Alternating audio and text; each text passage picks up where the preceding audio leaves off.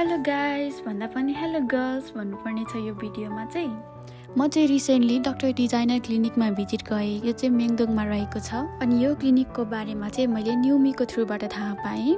अनि यो ठाउँमा बस्दा चाहिँ मलाई एकदमै क्लिन, एकदमै कम्फर्टेबल फिल भएको थियो। अनि you don't have to worry ल्याङ्ग्वेजको चाहिँ त्यहाँ चाहिँ चाइनिज, इङ्ग्लिस, जापानिज सबै ट्रान्सलेट गरिदिनुहुन्छ। अनि ट्रिटमेन्ट सुरु गर्नुभन्दा अघि चाहिँ मैले मेरो फेसमा रहेको मेकअप, डर्टहरू चाहिँ सबै वास गरेँ। अनि के साथीहरू, आई वान्ट कि एकदमै पहिलादेखि चाहिँ मलाई यो गर्न मन थियो। यसमा चाहिँ लाइक मेरो फेसको एक्सरे जस्तै हो। यसले चाहिँ तपाईँको फेसमा भएको सबै प्रब्लमहरूलाई एनालाइज गर्छ। अनि त्यसपछि चाहिँ मेरो प्रब्लमलाई हेरेर डाक्टरले चाहिँ मलाई टोनिङ, एक्वापिल, एलटिएम र अनि एम्पुल भन्ने 4वटा ट्रिटमेन्ट सजेस्ट गर्नुभयो। अनि मैले सुरु गरेँ। अनि आई डोन्ट ह्याभ त्यो पोर्सको प्रब्लम के, तर मेरो फेसमा चाहिँ डार्क स्पोट, ब्ल्याक हेयर्स, अनि त्यसपछि चाहिँ मेरो फेस चाहिँ एकदमै ड्राई छ भनेर भन्नुभएको थियो। And this part was my favourite.